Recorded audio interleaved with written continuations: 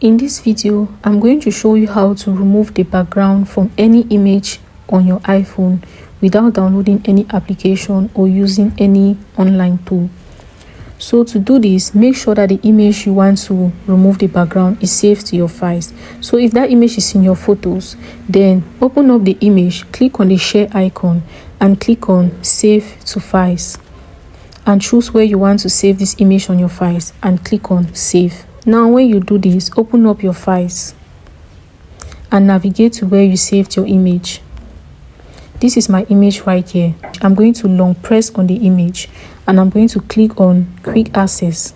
Then you're going to see an option here, remove background. I'm just going to click on it.